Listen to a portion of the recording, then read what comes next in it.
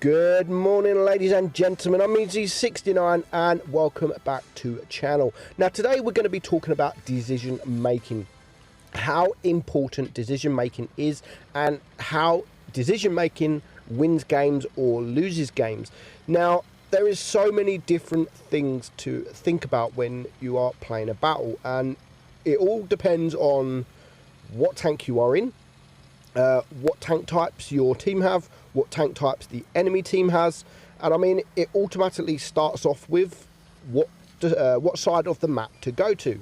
Is it best to go to the medium side? Is it best to go to the heavy side? Is it best to push? Is it best to not push? There's so many different decision makings to do in a battle that will help you win the game. Now we've got 3 battles here that show how decision making will win you the game, and ultimately the first 2 battles, there's only one thing that these guys decided that won them the game. Now this first one, we are watching the T-54 adamantly, and he's in the T-54 on New Bay. Now they've all decided to push the right side. Now that's not really a decision making if it's right or wrong. If they all push left, I mean, most of the enemy are here as well, so it just happened to be that everyone decided to go this side of the map. So at the moment there is not really any decision making to do. He's not going to push. You're going to be stupid to push with all those red tanks in front of you. So that is just common sense. It's not really making a decision. The enemy are 1 tank down. Now he has got shots on the K91 up there, and he had shots on the T95, and there is quite a few now tanks that are very, very low hit point. So he's going to try and focus the T95. Unfortunately, it does bounce on that, not able to take the tank out. Now his teammate has decided to push, and that could affect the game because he pushed so aggressive and there were so many tanks around that area. So he's going to try and focus this T95. He's actually doing a very good job in side scraping, so he's just going to switch to the HE, and at least he's going to do some damage. And again, that is a really, really good decision because he has brought the T95 down to 48 hit points, and again he's going to use the HE and is going to clear the tank out. So that's a very good decision to make because that's a big tank that can do big damage out of the game, and it brings it down to a 5 versus 5. But that's not the decision that ultimately wins them the battle. So now it is 4 versus 5. The FV215B is up there. He's trying to get rid of him. That is a good tank to get rid of. And also what you can't see, well, you can see that little red arrow. There is an E100 that has pretty much flanked around onto the bridge. So there goes the waffle. So then now they bring it equal. It's now 4 versus 4. There's the E100 full hit point, but the other 3 tanks on the enemy team are pretty much all one shots. The FV215B is going to take a couple of shots, but now it's a 3-on-3, and this is where his decision making wins them the game. Now his last remaining 2 teammates are both 1 shots. He's still got a nice amount of hit points, so he knows the E100 is behind, he knows that the SU is there, and he's going to decide to make a push. Yes, he might get shot from the FV215B in pushing, but it pays off because he misses. So that push there, he chose to push at the exact right time he needed to push, and as you can see now, he is a 1 versus 3. So if he was still where he was, he would be in a bit of a situation. But as it happened, that push, he doesn't take any hit points whatsoever. Does get a little bit lucky, in bouncing, but now he takes out the FV215B and the SU 122, and it just leaves him and the E100. If he can get a couple of shots on this E100 without getting shot, then he can easily circle this guy. Now he is going to get another blocked damage, which is perfect because now with his speed, with his reload, he can just circle this guy, and there's nothing this E100 is going to be able to do. So very, very good decision making. And that's what I meant. Sometimes to win battles, you just need to decide on one thing. Just a quick thinking there and then, and that might change how the game plays out. It's either a win or a loss. So that little tiny bit of thinking there, do I push, do I not push? He decided to push the FV215B goes head on with the 215B, doesn't take any damage, but he did take the tank out, and ultimately that push won him the game. So 5 kills, 1 versus 3. He gets 1400 block damage, and he finishes on 6,400 damage. Very well played, adamantly. Very well played. 1793 base XP.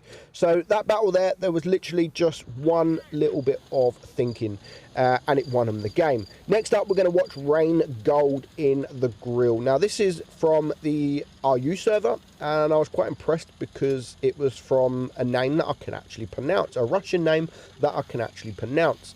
Well, it's not a Russian name, but he has a name that I can pronounce. So again, he's going to decide a bit later on in the game, not straight away. And he's thinking, again, wins them the battle. So he's in this TD spot, and he's already got a shot in on the Death Star. Now, he's not been spotted, but I like what he's doing here. He's not using the bush. I mean, loads of people blind shot that bush because that is where a lot of TDs go, especially as his team has 3 TDs. And he is getting some shots out. So the AMX 5120 gets a nice roll into him, and he's backing up. He doesn't want to be spotted. He's backing up after every shot.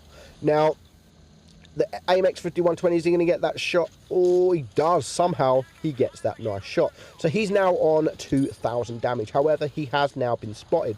And with the enemy having 3 TDs, a Grill and a Death Star being that, he has to pay very close attention to that. Now, I like what he does here. He rushes this IS-7 with his team. The IS-7 was full hit points. Literally 5, 6, 7 seconds later, the IS-7 has gone. So that was a very, very nice push. But that, I don't think, won them the battle. Now, he did get shot from the AMX 120 one shot, but he does manage to take him out. So good hit point trading there with the AMX. Now, the T-54 is getting a shot off. He can't get a shot off on the T-54, but his team are winning. It's now 6 versus 5, but there's still a lot of hit points to get through, and a few TDs, big TDs with a lot of hit points. Now, the Death Star is going to make a move, and he's going to get a shot in on the Death Star, bringing the Death Star down to a 1 shot. He backs up. Is he going to get spotted? He's not quite spotted, but you can see the Death Star now knows where he is. So he's not going to sit directly behind the bush until he's reloaded, and he can poke forward and he can clear the Death Star. As he cleared the Death Star, his team Death Star also dies as well, bring it now down to a 5 versus 4. But that is going to change very, very quickly. He is now spotted, so he does need to be very careful, and I think he is actually going to get a shot from the T-62, getting that shot on the T-54.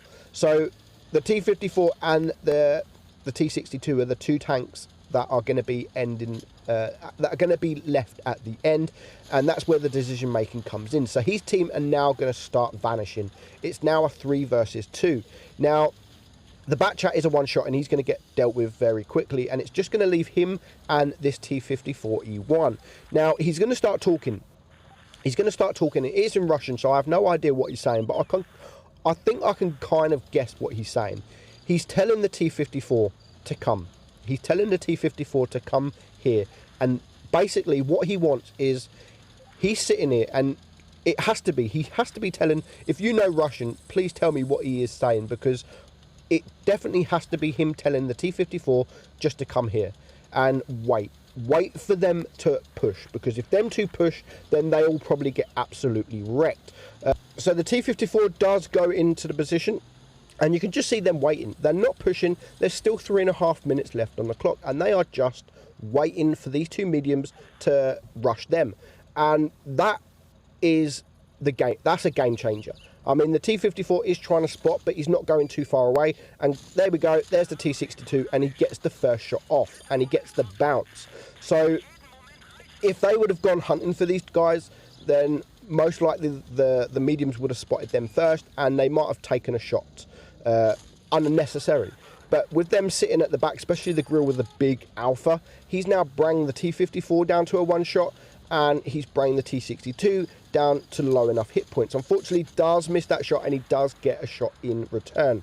But the T-54 is a 1 shot, and hopefully the T-54E1 is going to just stay alive long enough. And you can see he's just waiting. He's not rushing out and taking damage necessarily. The T54 is now gone from the T54E1, so it now just leaves these two versus one. It's still, the T62A can still do it. I mean, the T54E1 is now a one-shot. The T62 can easily still win this game. He takes a shot there, but he does get that nice shot in return. So now the T62 is a one-shot, but he does need to back up just enough for the T62 not to be able to shoot, and he shoots his gun. So he's going to load the HE, and he gets the kill. 7,000 damage, and again, the decision making in that battle, telling that T54E1 to just come in the corner and let them come to us. T62 on the enemy team did a really, really good job as well. So well played, Rain Gold, there for your decision making. Now, as I've said, a lot of the decision making is just a quick thinking. It only needs one thing. It just needs one thing for a game to be changed into a loss to a win, or a win to a loss. Now, here we are in the STB. Now, this battle, this is me. I don't do too much damage, but my thinking, and it's my thought process in this game, it's not just a quick thought process that happens, it's over the course of the battle. Now, I'm waiting. The enemy have got 2 mediums and a light tank. We have got 3 mediums, but I've come C on my own, which is the reason why I'm not capping it, because I don't know where their mediums are. We do now know where the E50 is, and at the moment we're not getting pushed, and there is the FV4202. So at the moment we're not going to cap base C. We're just going to get some damage whilst we are not spotted. We get a shot there, and now we want to focus on the E100, who is capping B. So we do manage to reset the cap, which is great because they have got cap A and they are winning on supremacy points. So resetting that cap, I mean, they are going to cap the base because I bounced that shot. It is quite a difficult pen. And now I have been spotted, and we are a tank down. My teammate has now capped base C, but the enemy team have got 2 cap points, 2 caps. We do get that shot there on the E100. So what I'm doing now is I'm going to ignore the E100 because he's a difficult tank. I do have the heat loaded, so unfortunately don't quite get that shot on the WZ-110. So we do switch to the APCR just so we can get that shot off. But at the moment, we're 1 tank down each. I'm looking around the minimap. I'm looking at the minimap to see what I can do. Now, I don't want to push yet because I don't know where all the tanks are. Only 3 tanks there are spotted. But as soon as this grill is spotted, we do get a HE shot on him, and I can see that he's running away. So for me, this is the perfect opportunity to rush and flank around. We needed to do it quickly. The supremacy points are going up, and I know this heavy is just only a tier 8, but he's very low hit points, and it will remove a couple of supremacy points from that team. So we are going to get around. He's an easy target being a tier 8 in a tier 10 game, and we're not going to take any hit points taking care of him. So we do take care of him, bringing this down to a 5 versus 5, and now we're just going to have some rear shots on the E100, and as soon as we've got no shots, we are now going to go and cap B from the enemy team. It's 4 against 5. They're on 800 supremacy points. There goes the E100. So now we got a shot on the grill. Whilst we're capping this B, we are going to get some shots on the FV4202 as well, bringing them down to low enough hit points. Now it's a 3 versus 4. They're nearly on 900 supremacy points, and I've only got one thing on my mind now. I don't care about damage at the moment. We need to cap base A. We need to take the base. They are now on 930 supremacy points. It's a 2 versus 4, and there will be no chance on winning this game if I didn't decide to recap these bases from the enemy team. And that is something you don't see a lot. I mean, it frustrates me when people play supremacy just to play the game and they totally ignore the supremacy cap points. It's just like, if you don't know how to play supremacy, please do not play supremacy. Supremacy is all about capping the bases, and we would have lost by now. The game would have been completely over if I didn't retake A and B. However, the enemy have taken cap C, so they are again winning on supremacy points. So I'm going to rush, take care of the E50 before my leopard dies, and all of a sudden we are now winning on supremacy points. It is a 2 versus 1. We have now got 2 cap points, but my leopard is a 1 shot. I'm still full hit points almost, so I need to go first. I need to spot this guy, and I need to try and keep my leopard alive. Unfortunately, we do miss this shot. The replay file now starts just messing up big time.